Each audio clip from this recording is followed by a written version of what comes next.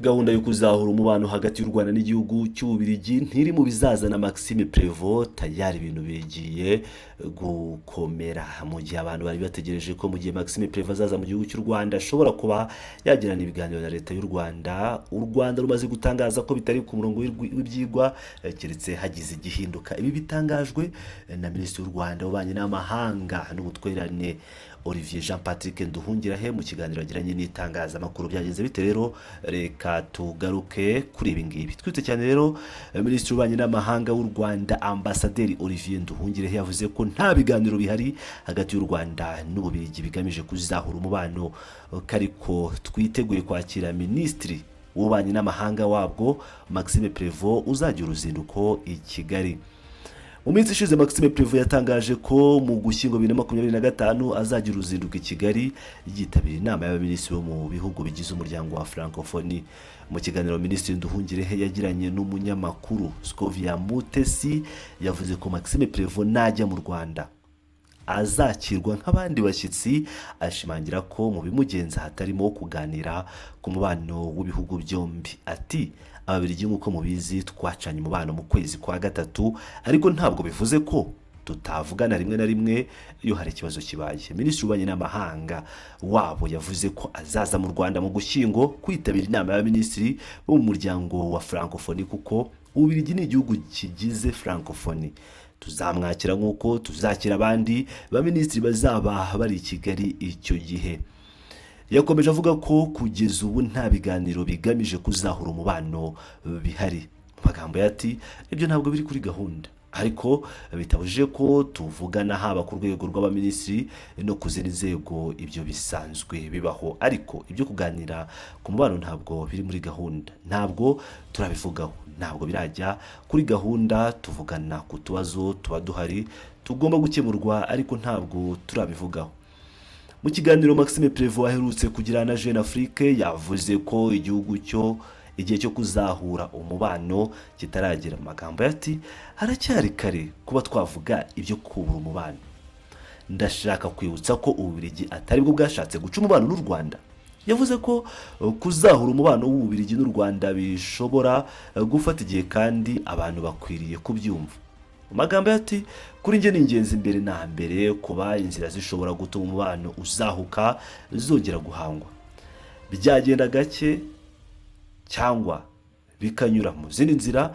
Ibi nibyo nagerageje gukora mu mezi ashize, by'umwihariko mu nama na mugenzi wanjye w'u Rwanda i Doha hashimwe uhuza bwa Katari. Umubano ushingiye kuri diplomasi uba ukwiriye guhabwa igihe kugira ngo wongere kubaho kandi usubire mu buryo bwari busanzwe. Nta gisubizo gihari uretse ibiganiro. Muri Werurwe 2025 nibwo guverinoma y'u Rwanda yamenyesheje Ububiligi ko yahagaritse umubano wayo nabwo mu bya diplomasi. Inategeka abadiplomate b'iki gihugu kuba bavuye ku butaka bwarwo mu gihe kitarenze amasaha 48. Ni icyemezo u Rwanda rwavuze ko rwafashe kuko Ububiligi bwakomeje gutesha agaciro u Rwanda yaba mbere no mu gihe cy'aya makimbirane yo muri Repubulika Iharanira Demokarasi ya Kongo, aho Ububiligi bufite uruhare mu mateka mabi by'umwihariko mu gukora ibikorwa bibangamiye u Rwanda.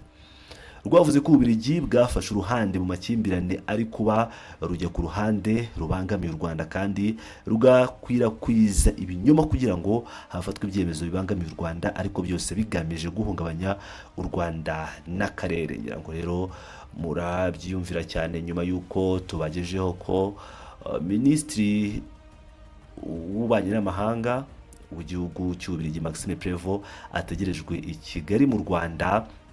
Bitavuze ko ibijyanye no kuba ibihugu bifitanye amakimbirane cyangwa hari ibiganiro byaba bihari ku bijyanye no kuzahura umubano w'ibihugu byombi.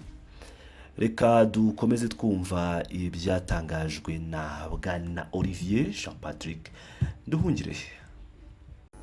UN dufitanye ikibazo gikomeye. UN mbere na mbere yari ihari mu Rwanda 1994. Minuwari murayibuka, aho byagaragaye ko Loni yatereranye abatutsi haba Loni Minuwari ndetse na Loni ya New York, akanama k'umutekano. ariko bikaba bigaragara ko nta masomo bigeze biga mu byabaye icyo gihe, kuko nyuma yaho habaye intambara iburasirazuba bwa Kongo, bohereza MONUSCO, yabanje kwitwa MONUC, ubu yitwa MONUSCO, imaze imyaka 26 yashyizwe 99 uwabara imitwe yitwaje intwaro yari ihari n'ubu ngubu wasanga byari ku byishuro nk'icumi cyangwa 20. Usibye n'ibyo hari ama resolution ngira ngo ni nka 20 arenga kuva muri nka 2003 yasabye Loni kurandura umutwe wa FDLR. Ibyo ntibyigeze bikorwa, ntibyakozwe, ahubwo Loni ijya gufatanya na coalition ya gisirikare ya FARDC irimo umutwe wa FDLR, kandi ku buryo bugaragara na za raporo za Loni ubwayo zirabigaragaza ko FDLR irimo ifatanya na guverinoma ya Kongo, kugira ngo rero Loni MONUSCO yari ishinzwe kurwanya FDLR yari ifatanya na FDLR, kandi FDLR ni umutwe wafatiwe ibihano na Loni, sibyo ko umutwe wa genocidaire wafatiwe ibihano na Loni. Rero ni ibintu bidafite bitumvikana.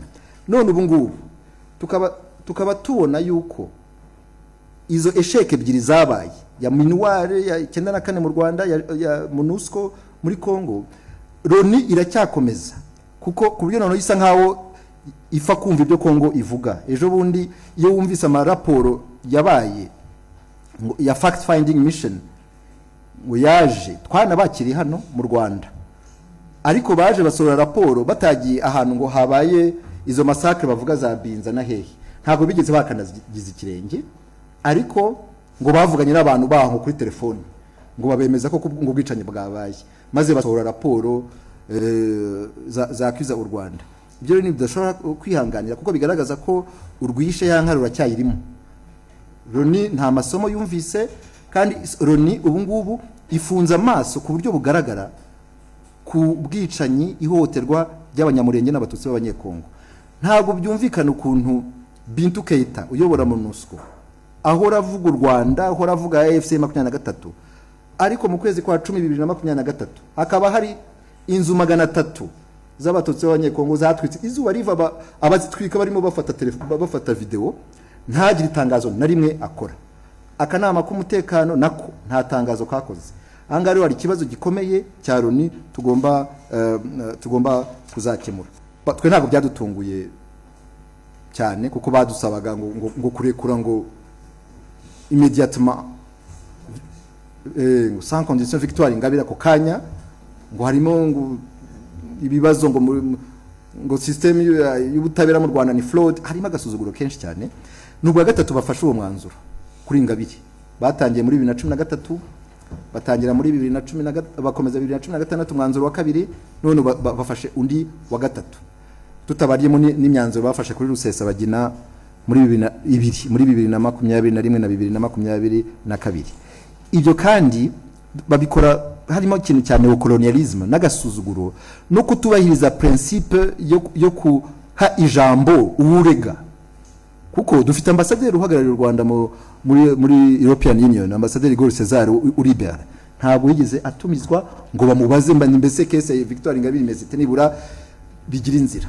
Nanjye ubwanjye ngira ambasaderi mu Bubiligi niho batoye uwo mwanzuro wa kabiri muri 2016. Ngeweho bari bagiye kohereza mission y'abadepite ba European Parliament mu Rwanda, bavuga ko bagiye kureba uko u Rwanda rwateje imbere abagore. Barantumira mbere yuko bajya mu Rwanda, njya kwicarana nabo, bambaza ibibazo, naniteguye ko bambaza ibibazo bikarishye, nta kibazo gikarishye bigize bambaza kuri Victoire Ingabire niki.